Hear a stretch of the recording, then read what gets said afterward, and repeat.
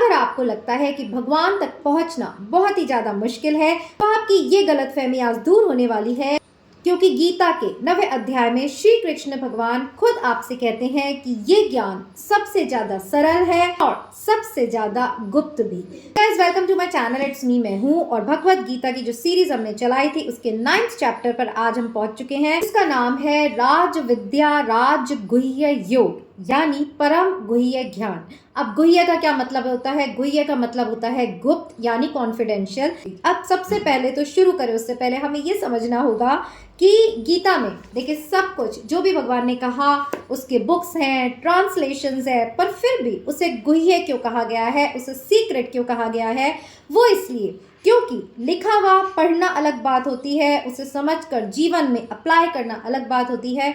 और इसीलिए कहते हैं कि गीता तो आपके जीवन में तभी उतरेगी जब या तो कोई सिद्ध गुरु आपको इसका विश्लेषण करके उससे कैसे अप्लाई कर सकते हैं अपने जीवन में प्रैक्टिकली ये बताएंगे, या फिर कृष्ण की अनंत कृपा होगी तब आप इस ज्ञान को सुन पाएंगे, पढ़ पाएंगे और इसे समझ पाएंगे।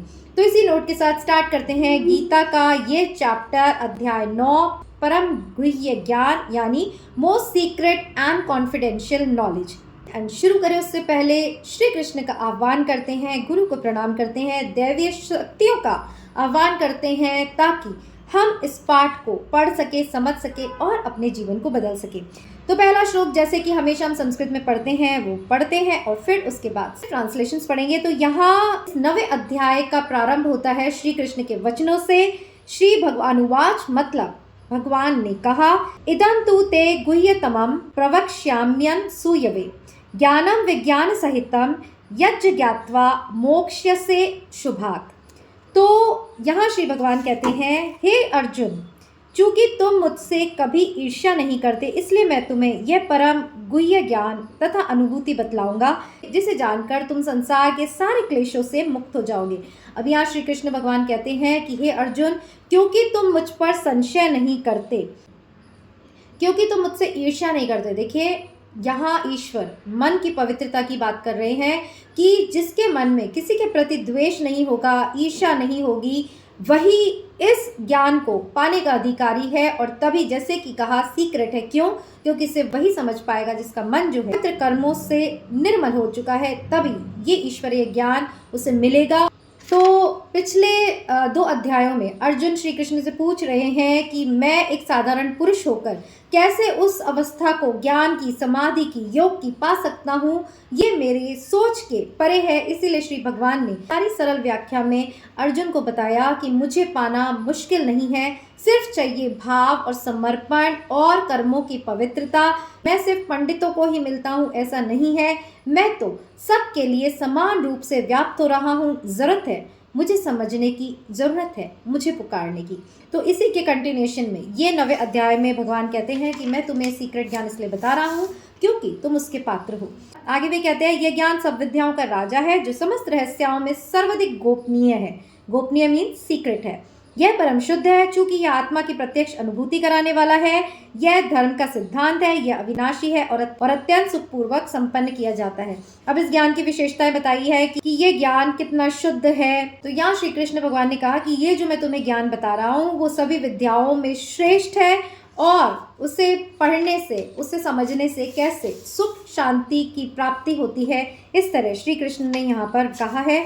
और आगे वे कहते हैं, हे परम तप, जो लोग भक्ति में श्रद्धा नहीं रखते वे मुझे प्राप्त नहीं कर पाते, अतः वे इस भौतिक जगत में जन्म मृत्यु के मार्ग पर वापस आते रहते हैं। देखिए श्रद्धा जो होती है वो या तो होती है या नहीं होती है। अगर आप किसी के प्रति ट्रस्ट रखते हैं तो फिर वहाँ संशय नहीं होता है, जैसे कि अर्जुन में कृष्ण के प्रति कोई संशय नहीं है और इसीलिए ये ज्ञान उनको मिल रहा है।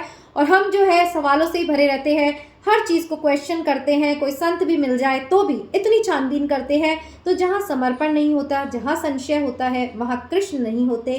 तो कृष्ण यहाँ यही बता रहे हैं कि जब आपकी श्रद्धा होगी तभी कोई मुझे समझ पाएगा, मेरे धाम को प्राप्त होगा, अन्यथा वो इसी मृत्यु लोक में आएंगे और जाएंगे। कहने का मतलब है अगर वो स्वर्ग में भी चले जाएंगे तब तक, जब तक कि उनके पुण्य कर्म है, उसके बाद पुनः उन्हें पृथ्वी लोक पर लौटना पड़ेगा और अपने सुख दुख भोगने पड़ेंगे। तो यहाँ सबसे इम्पॉर्टेंट बात ये है पकड़ने वाली कि श्री कृष्ण उसी को मिलते हैं जो निरंतर अपने कर्मों को कृष्ण को समर्पित करते हुए चलता है, वही मुक्ति के पद को प्राप्त होता है। अन्यथा साधारण मनुष्य तो इस जन्म मरण के चक्कर में ही फंसे रहते हैं। यह संपूर्ण जगत मेरे अव्यक्त रूप द्वारा व्याप्त है, समस्त जीव मुझ में है किंतु मैं उनमें नहीं हूँ।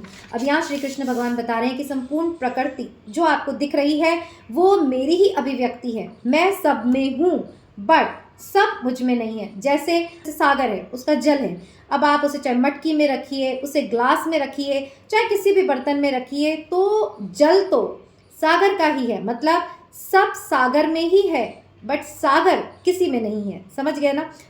सागर का जल तो सब में है, बट मटकी सागर नहीं हो सकता, या ग्लास सागर नहीं हो सकता, या तालाब सागर नहीं हो सकता। ऐसा कृष्ण यहाँ पर बोल रहे हैं कि मैं सब में व्याप्त हूँ, मतलब जो जो आपको दिख रहा है उसमें, सभी में, उसकी चेतना में श्री कृष्ण ही है, ऐसा वे कहते हैं।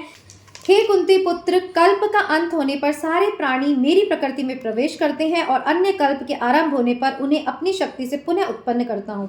तो श्री कृष्ण कहते हैं जब भी कोई युग का अंत होता है तो सारे प्राणी जो है वापस मेरे धाम को आ जाते हैं, और फिर जब नए युग का आरंभ होता है तब मैं ही उन्हें पुनः जन्म देता हूँ। आगे वे कहते हैं संपूर्ण विराट जगत मेरे अधीन है, यह मेरी इच्छा से बारंबार स्वतः प्रकट होता है और मेरी इच्छा से ही अंत में विनष्ट हो जाता है।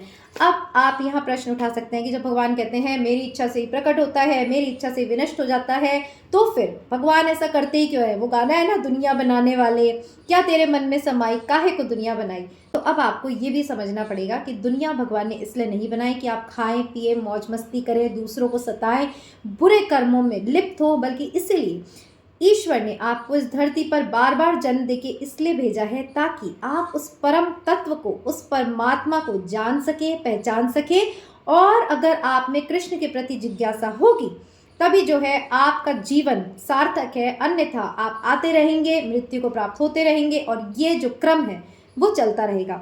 आगे श्री कृष्ण कहते हैं हे धनंजय, ये कर्म मुझे नहीं बांध पाते हैं, मैं उदासीन की भांति इन सारे भौतिक कर्मों में सदैव विरक्त रहता हूँ।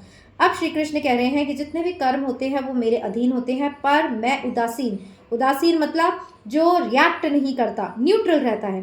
तो मैं उदासीन की तरह इन सब कर्मों में होते हुए भी विरक्त रहता हूँ, और ऐसी ही विरक्ति जब कर्म करते हुए आप में आएगी तो ज़रूर श्री कृष्ण आपके जीवन में उतरेंगे।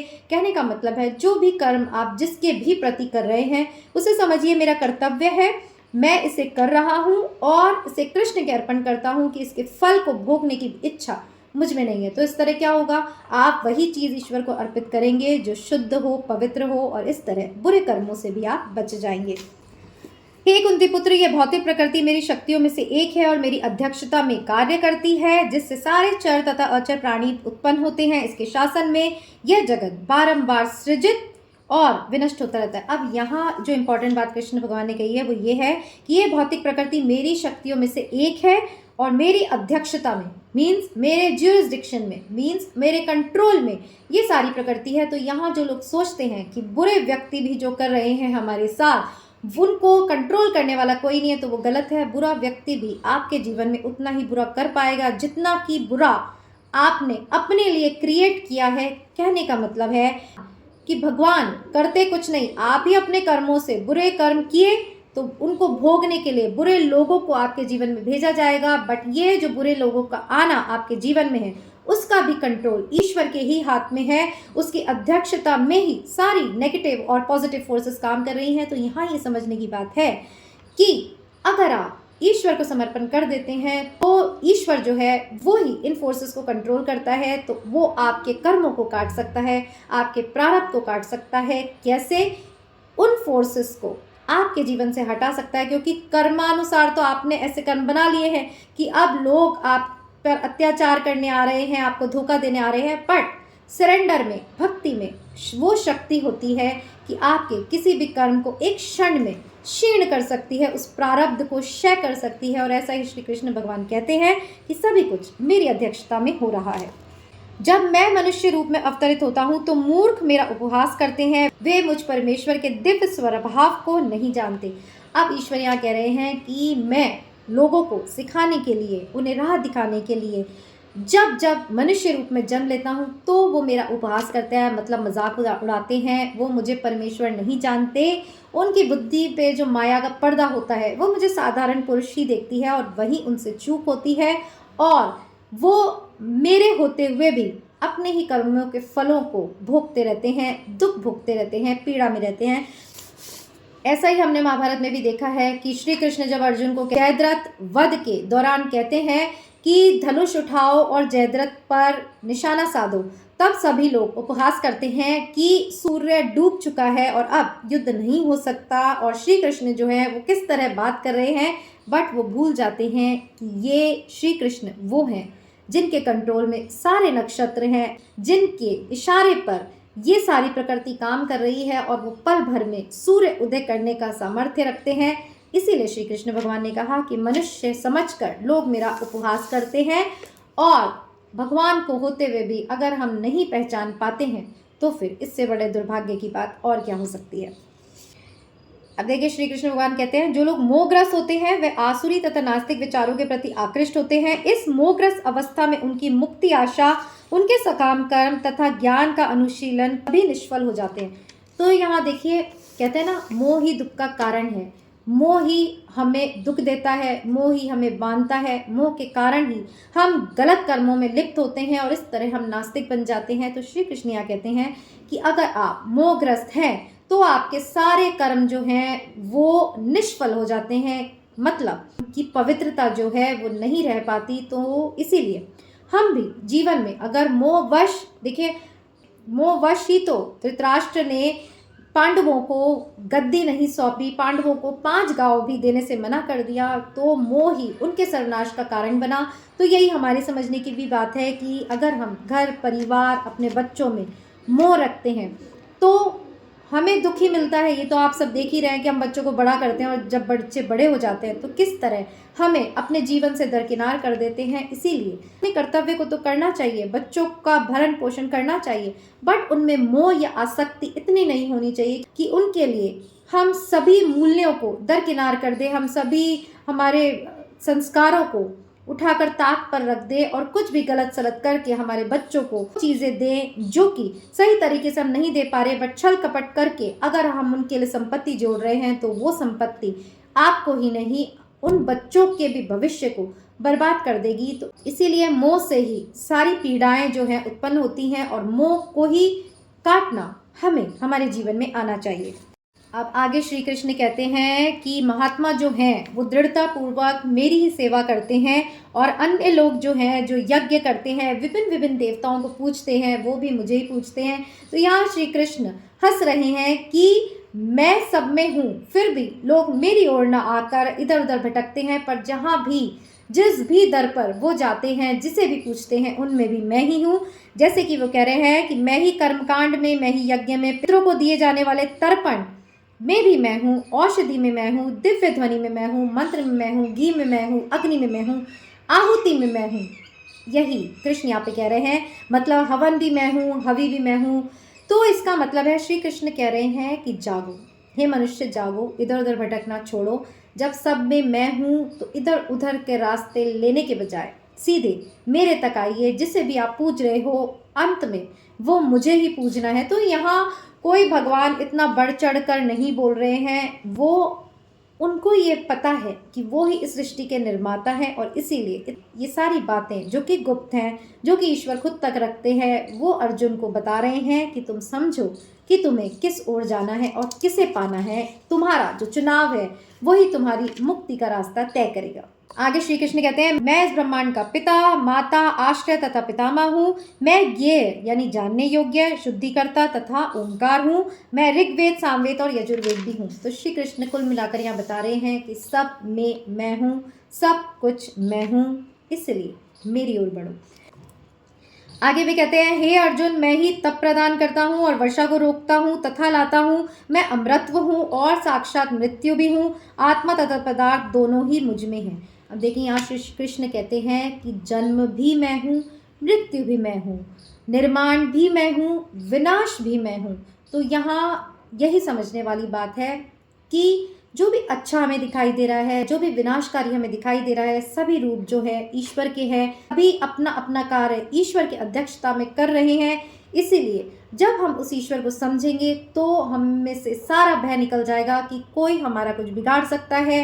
मृत्यु का भी भय आप में से निकल जाएगा जब आपको पता चलेगा कि जन्म में भी कृष्ण है, मृत्यु में भी कृष्ण है। जब हमारा ये शरीर इस जीवन में और काम करने लायक नहीं रहता तो ईश्वर ही कृपा करके मृत्यु प्रदान करके आपके फिर नए शरीर की, स्वस्थ शरीर की रचना करते हैं।